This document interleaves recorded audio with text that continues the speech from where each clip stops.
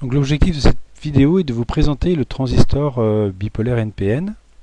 Donc on va aller chercher un BC 337. Donc c'est un bipolaire NPN.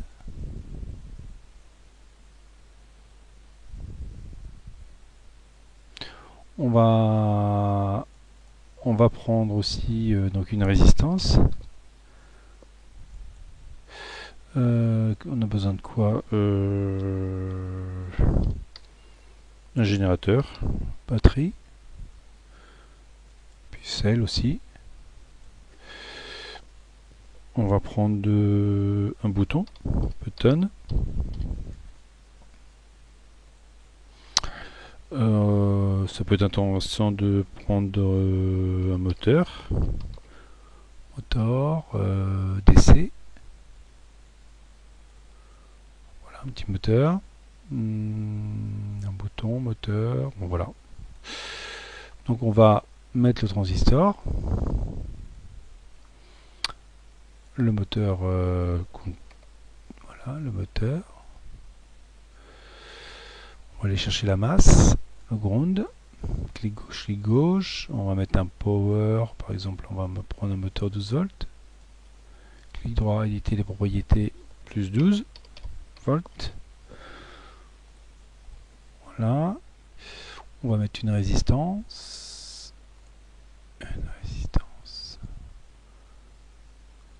On va mettre un ampèremètre.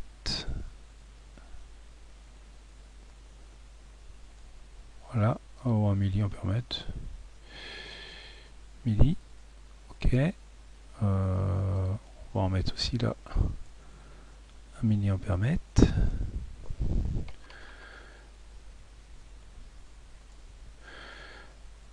Ou un milli. Là on va mettre une résistance de. On va mettre 12. Donc là.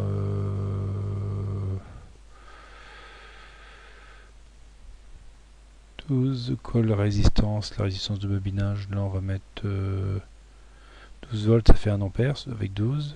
Donc on va mettre 0,1 ampère, donc la pile est une 120 ohms. Voilà. On va mettre un button.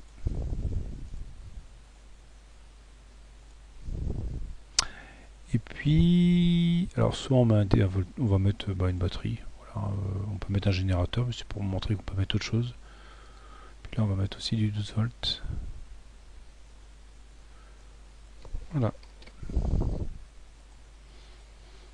On va descendre la masse, on va mettre là, on va mettre une autre masse. Clic gauche, clic gauche. Alors voilà, clic gauche, clic gauche.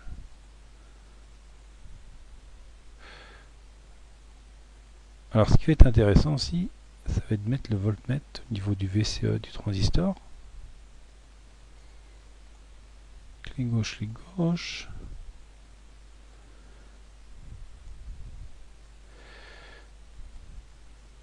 Voilà. Donc je rappelle, là vous avez la base du transistor, l'émetteur du transistor et le collecteur du transistor, B, E, C. C'est un bipolaire NPN. Donc on va mettre un voltmètre, voilà, un DC voltmetteur, pour mesurer la tension UCE. Voilà. Donc là on va simuler. Donc là le moteur donc là il tourne pas. Parce qu'on a 0 mA, et puis quand on va appuyer, en fin de compte, on voit qu'il tourne lentement. Hein. Et puis surtout, bon, on a une inertie mécanique, là on voit qu'on a 11 volts, et quand on amène le courant, donc on a 1 mA de courant de base, on voit que le UCE il est pas négligeable, hein, il vaut 2 volts. 2 volts, 1 volt 6. Hein. Donc en fin de compte, là ce qu'on va faire, c'est qu'on va diminuer la résistance. Donc on va mettre 1K. Donc là, on va voir que le courant donc, vaut 10 fois plus, hein, il vaut 10 mA. Et on voit que, en fin de compte, là on a 90 mA, quasiment 100 mA hein, de courant. Donc plus le courant augmente au niveau de la base, hein, donc si je diminue encore, je mets une 470 ohms, donc je divise par 2 encore, plus la tension UCE, vous allez voir, elle chute. Au bout d'un moment, en fin de compte, hein, le UCE, on ne peut pas le descendre plus bas, hein, parce que le UCE, en fin de compte, c'est le courant de collecteur fois la résistance entre collecteur et émetteur. Donc la tension résiduelle, elle est plus négligeable. Donc à 12 volts, si on a 0,5 volts de tension de UCE, bon, c'est négligeable, hein, donc ça va. Et si par exemple on met une résistance, on ne fait pas attention, on met une résistance trop forte, si je mets par exemple une 47K,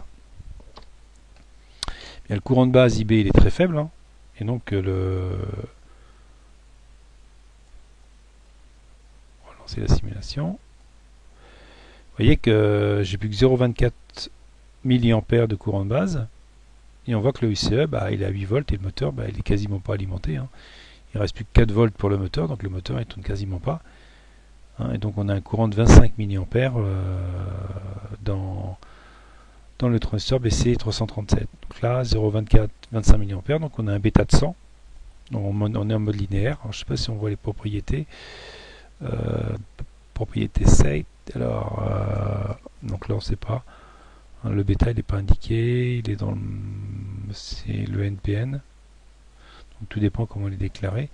On pourrait regarder dans la datasheet du BC337, hein, mais là on est vraiment en mode linéaire, hein, c'est-à-dire que le bêta, le IC c'est bêta fois IB, hein, donc là le bêta vaut 100, donc 0,24 fois 100, ça fait donc 25, ça fait 24.